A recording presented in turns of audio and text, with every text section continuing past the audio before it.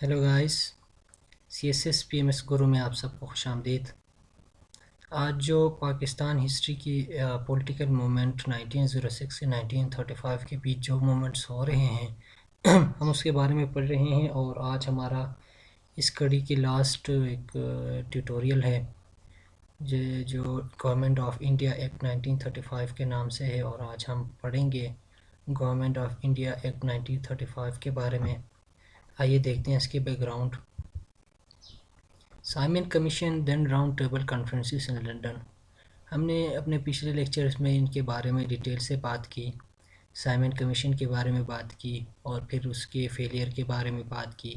Round table conferences جو London میں طے پائے ان کے بارے میں ہم نے ڈیٹیل میں بات کی۔ ان کے بعد پھر کمیونل ایوارڈ آ گئی، جس میں مائنورٹی کے جو سپریٹ الیکٹوریٹ کا جو ایک پلان دیا تھا میکڈونلڈ نے۔ اس کے بعد پھر جو وائٹ پیپرز پہ ساری ڈیٹیل ایک ڈاکومنٹ کی شکل میں فلوٹ ہوئی، اور آگے وہ پارلیمنٹ میں اس کے بارے میں ڈیلیبریشن ہوئی، اور all this deliberation lead to the new act in India. اور ان ساری چیزوں کی بدولت سائمن کمیشن سے لے کے راؤنڈ ٹیبل کانفرنسز سے لے کے کمیونل ایوارڈ سے لے کے لاسٹ میں وائٹ پیپر، ان سارے ڈیلیبریشن جو تھی یہ لیڈ کر کے ایک نئی جو ایکٹ کی شکل میں سامنے آئی، جسے گورنمنٹ آف انڈیا ایکٹ 1935 کے نام سے جانا جاتا ہے، اور یہ سب کنٹیننٹ میں برٹش کی طرف سے لاسٹ ایکٹ تھی۔ اور اس کو جولائی 35 میں پارلیمنٹ میں پاس کی گئی، اور جو رائل کی طرف سے جو اس کی جو اپرومنٹ جو ہے وہ اپروڈ جو ہے وہ اگست 1935 میں ہوئی، جو برٹش رائل کی طرف سے، اور لاسٹ میں یہ کیم انٹو فورس ان 1 اپریل 1937۔ اور اس کا آپ ایم سی کیو کے لیے یاد کر سکتے ہیں، 1 اپریل 1937 کو یہ کیم انٹو فورس، مطلب یہ اپروو باقاعدگی سے یہ شائع ہوئی۔ اور this act is called first federal constitution of India, اور انڈیا میں ایک فیڈرل کانسٹیٹیوشن تھا، یہ پہلی اپنی نوعیت کا ایک فیڈرل کانسٹیٹیوشن تھا۔ اور کس طرح فیڈرل کانسٹیٹیوشن تھا وہ آگے ہم دیکھیں گے۔ This act is divided the legislative power between the federal government, federal provinces through federation and provinces through three lists: federal, provincial and concurrent۔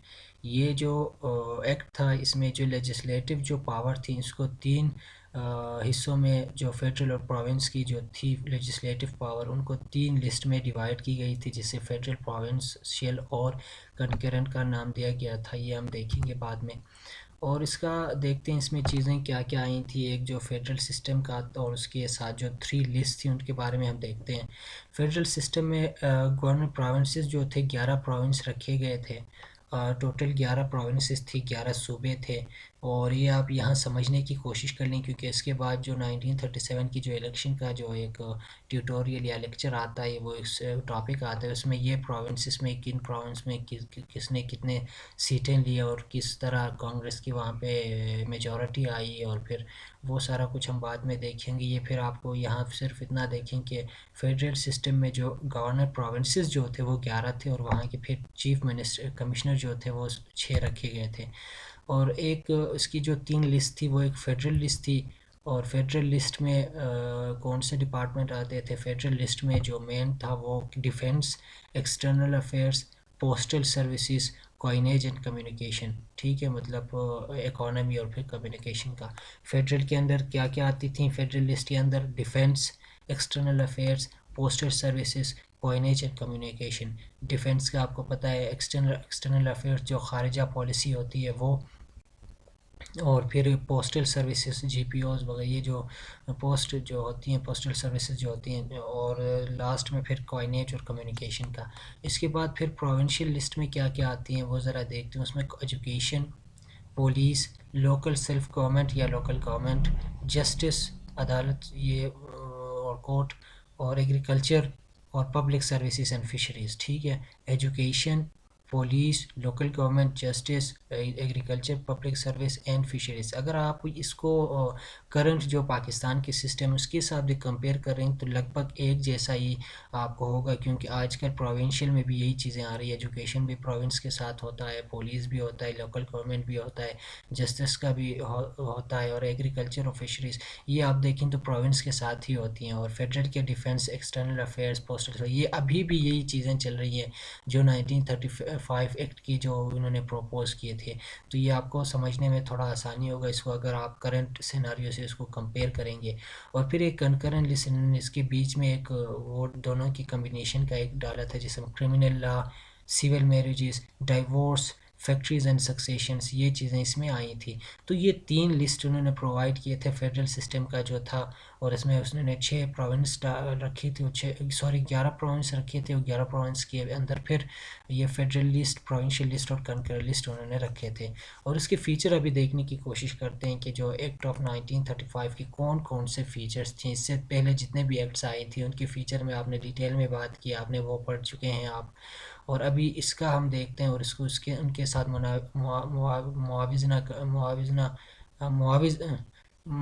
اس کے ساتھ کمپیئر کرنے کی کوشش کرتے ہیں.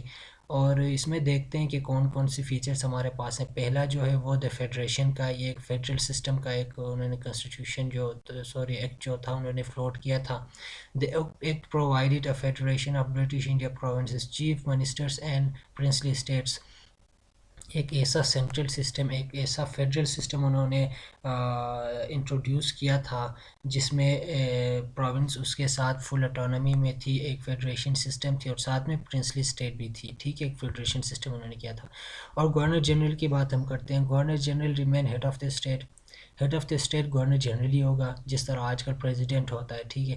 نو finance bill will placed without consent of governor general. آج کل بھی یہی ہوتا ہے کہ ایک فائنانس بل جو ہوتا ہے وہ گورنر جنرل یا آج کل پریزیڈنٹ کے کنسنٹ یا اس کے جب تک وہ اس کو اپروو نہ کریں وہ چیز اپروو نہیں ہوتی ہے. اور پھر central legislature has right to pass any bill but it require governor general approve. آج کل بھی سیم سچویشن یہ ہے، جب آپ پارلیمنٹ میں کوئی چیز بنائی جاتی ہے، کوئی لا بل پاس کی جاتی ہے، اس کو لاسٹ میں پھر پریزیڈنٹ ہی اس کو اپروو کر دیتی ہے. تو یہ 3 چیزیں اس وقت کے گورنر جنرل سے ہی یہاں ابھی انہوں نے اڈاپٹ کیا ہے. مطلب گورنر جنرل ایک اسٹیٹ کا، گورنمنٹ کا نہیں، اسٹیٹ کا ہیڈ ہوگا. ٹھیک ہے. گورنمنٹ اور اسٹیٹ کے ہیڈ ہونے میں بہت فرق ہوتا ہے. ایک تو گورنمنٹ ہوتی ہے، ایک تو اسٹیٹ ہوتی ہے. اسٹیٹ اور گورنمنٹ میں بھی فرق ہے، اور یہ فرق مجھے شاید آپ کو بہت معلوم ہے میرا خیال میں. اور یہ اسٹیٹ کا ہیڈ ہوتا ہے گورنر جنرل جو ہے وہ اسٹیٹ کا ہیڈ ہوتا ہے.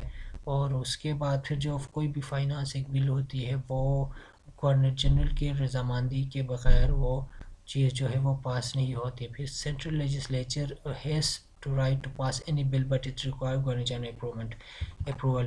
اور اس کے بعد فیڈرل لیجسلیچر کو دیکھتے ہیں. Comprised in upper house, council of state. ایک اس میں انہوں نے اپر ہاؤس رکھا تھا. ٹھیک ہے. اور اس میں تقریباً اس کو کونسل آف اسٹیٹ بھی کہا جاتا ہے. اپر ہاؤس، اور اس میں تقریباً 260 جو ممبرس ہیں. اپر ہاؤس آج کل جو پارلیمنٹ ہے اس کو کہا جاتا ہے. اور کونسل آف اسٹیٹ اس میں 260 ممبرس تھے، اور 156 جو تھے وہ برٹش کے تھے، 104 جو تھے وہ پرنسلی اسٹیٹ کے تھے. ٹھیک ہے. اور دوسرا انہوں نے رکھا تھا فیڈرل اسمبلی یا لوور ہاؤس. لوور ہاؤس آج کل نیشنل اسمبلی کو کہتے ہیں.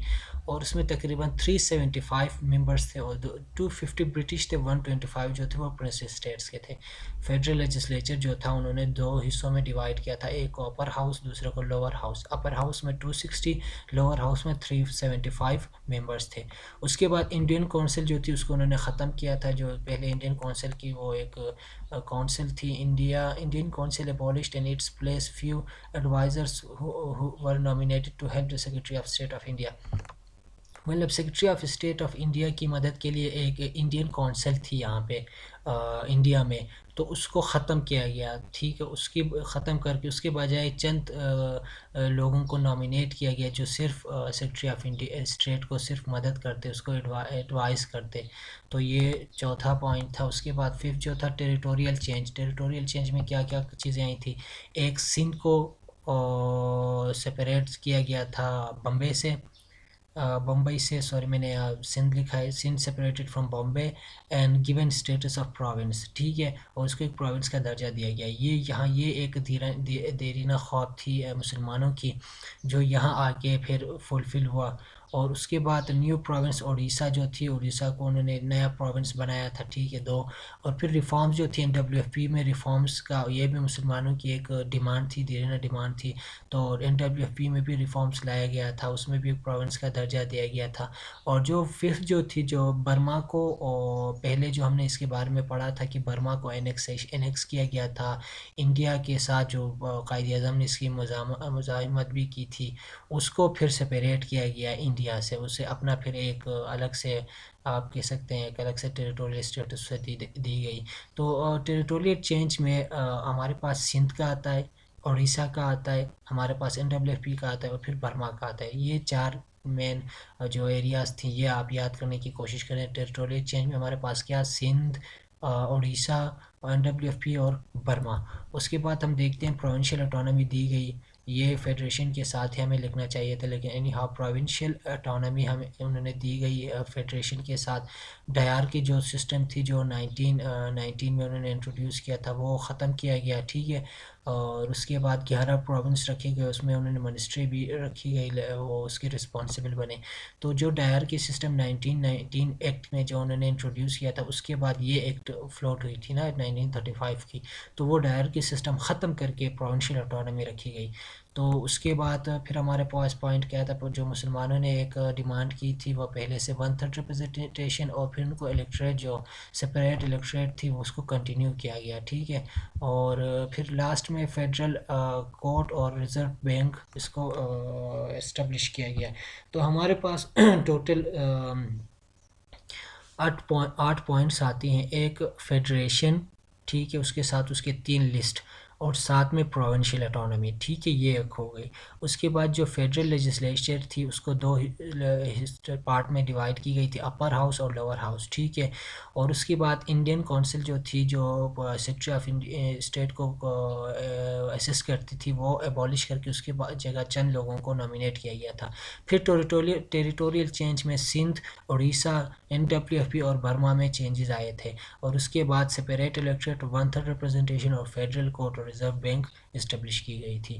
تو گائس یہ مین پوائنٹس تھی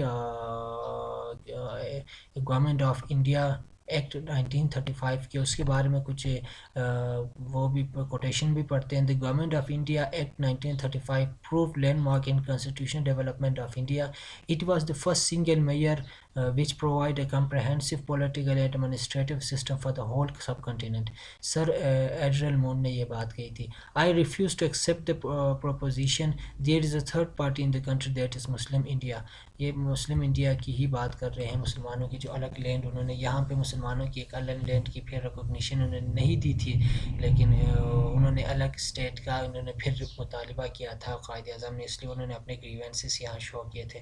تو گائس آج کا لیکچر یہیں پہ ختم کرتے ہیں، ملتے ہیں اگلے لیکچر میں، تب تک اپنا خیال رکھیں، اللہ حافظ.